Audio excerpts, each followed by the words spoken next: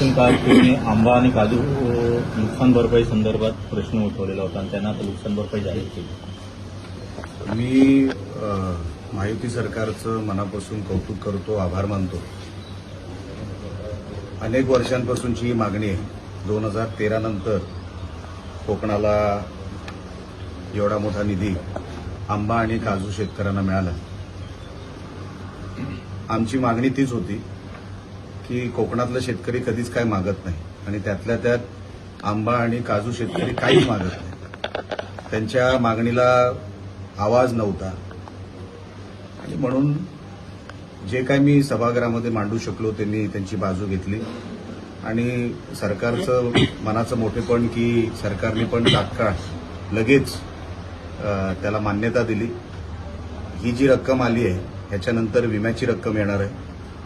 स्वतः कृषी मंत्री आणि मी भेटलो माझं भाषण झाल्यानंतर आणि त्या भाषणानंतर त्यांनी मला आश्वासन दिलेलं आहे की विम्याची रक्कम येईल आणि त्यानंतर अजून जे काही सरकारला मदत करायची आहे, कारण का नुकसान मोठं झालं आहे. अनेक वर्षांपासून कोकण काही मागत नाही, आंबा काजू बागायतदार काय मागत नाही, तर अजून मदत किती आम्ही करू शकतो ती ॲडेड रक्कम पण आम्ही नंतर ह्या रकमेला जोडणार आहे. तर उद्या पुरवणी मागण्यांचा दिवस आहे आणि कृषी हा विषय पुरवणी मागण्याचा एक विभाग आहे. तर उद्या माझ्या भाषणामध्ये मी परत सरकारला विचारणार आहे की नेमके ते पैसे कधी येतील आणि विम्याची रक्कम कधी येईल. पण मी सरकारचं मनापासून आभार मानतो की सरकारने एका आमदाराची दखल घेतली आणि लगेच 12 तासाच्या आत निकाल दिला आणि कोकणाला न्याय दिला. त्याबद्दल मी सरकारचे मनापासून आभार मानतो. महाविकास आघाडी टिकावी असं वाटत असेल तर सगळ्यांनी जबाबदारी असेल, स्थानिक पातळीवर समन्वय असलं पाहिजे असं उद्धव ठाकरे म्हणतात. आता उशीर झाला ना साहेब, आता उशीर झाला. समन्वय कधी ठेवायचा असतो, कधी कोणाला भेटायचं असतं, किती भेटायचं असतं. जर तुम्ही भेटलातच नाही आणि समन्वयच ठेवला नाही तर समन्वय ठेवायची गरज पडते. जर अगोदर समन्वय ठेवला असता, स्वतःचा पक्ष टिकवला असता. आता काँग्रेसलाच असं वाटायला लागलंय की आम्हाला आता उभाटाची गरज नाही, म्हणून आता असं वाटतंय उद्धव साहेबांना की आता समन्वय ठेवला पाहिजे, कारण का आता पक्ष झालाय त्यांचा 0 आणि आता काँग्रेस ठरवणार त्यांना राहायचं आहे की नाही उद्धव साहेबांबरोबर. अशी परिस्थिती वाईट वाटतं, पण ती वस्तुस्थिती आहे. उद्धव साहेबांवर हे दिवस आले कारण का अगोदर समन्वय आणि अगोदर आपली ताकद टिकून ठेवली असती तर नंतर सांगायची गरज पडत नाही की समन्वय आता ठेवला पाहिजे. इमान राखाव कोण म्हणतोय, बैमानी म्हणतोय. ज्याने सेनेसोबत बैमानी केली ते देवेंद्र फडणवीस सोबत सुद्धा बैमानी करत असेल उद्धव ठाकरे म्हणतात. आता उद्धव साहेबांचं काय झालंय की ते आता बोलत राहणार काही ना काहीतरी. आता त्यांना ते सहन होत नाहीये, तोल जात चाललाय आणि कोणाचंही मानसिक संतुलन बिघडणारच ना एवढं सगळं नुकसान झाल्यानंतर. पण मी काय एवढा मोठा माणूस नाही, पण मला असं वाटतं की दुसऱ्यांवर टीका करण्यापेक्षा त्यांनी आता स्वतःवर आत्मपरीक्षण करावं.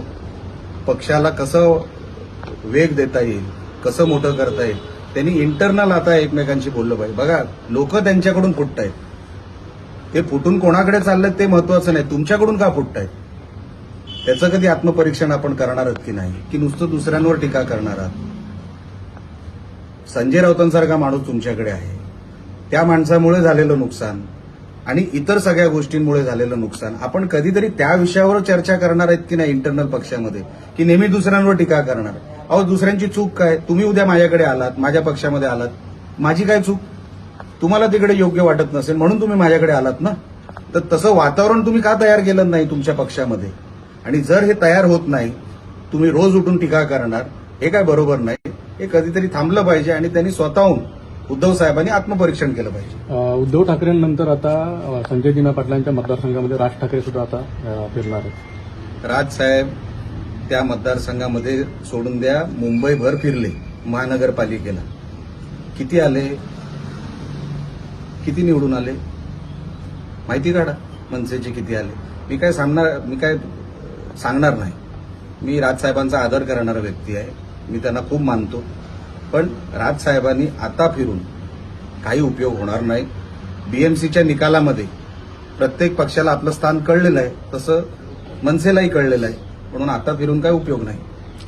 आईची शपथ घेऊन गद्दारी केली अशा शब्दात उद्धव ठाकरेंनी फुटीर खासदारांवरती टीका केली आहे. भर सभेत त्यांचा ऑडिओ क्लिप देखील दाखवली होती.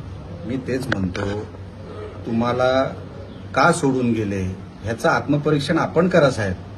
दुसऱ्यांवर ढकलू नका, हे दुसऱ्यांची चूक नाही. शाळेमध्ये जेव्हा एक विद्यार्थी नापास होतो तर कोणावर ढकलतो? दुसऱ्यावर की टीचरवर की प्रिन्सिपलवर? अहो, तुम्ही नापास झालेला आहात, त्याची चूक कोणाची आहे हे आपण आपल्या आतमध्ये बघितलं पाहिजे. आपण कोण आहोत, आपण काय चुकलेलो आहोत. मला असं वाटतंय उद्धव साहेबांचं जे काही मी हल्ली ऐकतोय त्यांना त्यांच्या चुका दिसत नाही, त्यांना दुसऱ्यांच्या चुका दिसतात. आता नापास उभाटा झालेली आहे, त्याचा जबाबदार हा दुसरा कसा होतो हे आजपर्यंत गणित मला कळलेलं नाही. राहुल गांधी सर म्हणतायत नीट परीक्षा टीएटी परीक्षा पेपर फुटी संदर्भात भिवंडीतून तो पेपर फुटला, पेपर लीक नाही तर युवकांच्या भविष्याची चोरी झाली असं म्हणतायत. तर देशाच्या शिक्षण व्यवस्थेला वसुली सिस्टीम बनवलं असं राहुल गांधी.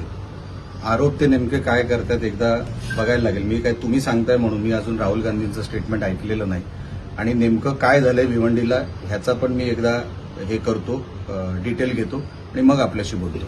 श्रीकांत शिंदेंना आणि 2 यांना खासदारांना मंत्रिपद मिळते केंद्रामध्ये. शुभेच्छाच आहेत.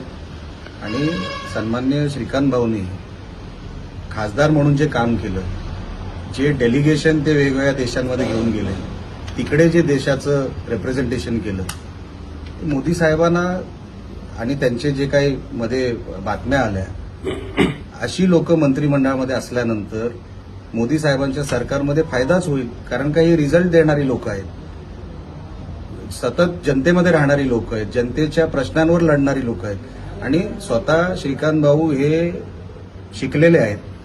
त्यांचा इम्पॅक्ट हा मंत्रिमंडळामध्ये कॅबिनेटमध्ये हा 100% होणार आणि ते यशस्वी मंत्री म्हणून त्यांचा कार्यकाळ असेल ही माझ्या मनामध्ये खात्री आहे.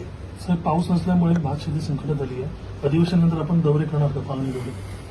ते तर करणारच आहे. सातत्याने माझं आणि अधिकाऱ्यांचं बोलणं सुरू आहे. आता पण 2 आठवडे अधिवेशन आता राहणार आहे, म्हणजे 2 आठवडे अजून आहेत अधिवेशन. त्या काळामध्ये पण आपण काय सरकारकडे मागता येईल. उद्याच कृषी विभागावर चर्चा आहे, मी सगळी डिटेल घेतोय. जेवढ्या जोरात आपण आंबा काजू या विषयावर भांडलो किंवा बोललो, तसंच भात शेतकऱ्यांसाठी पण आपण सरकारकडे मागणी करणार आहोत आणि अधिकाऱ्यांशी माझं बोलणं सुरू आहे. साहेब, एक व्हिडिओ व्हायरल होत आहे राजेश्री सरकारांचा 40 लाखाची खंडणी मागितली. बघा, हल्ली व्हिडिओ खूप व्हायरल होतात. ते एआय जनरेटेड आहे किंवा एडिटेड आहे हे अगोदर तपासलं पाहिजे. आता किती रोज व्हिडिओ येतात, उद्या कोणाचेही व्हिडिओ येत आहेत. हल्ली काय त्याला काय मान मर्यादा काय राहिलेला नाही. म्हणून तो व्हिडिओ ऑथेंटिक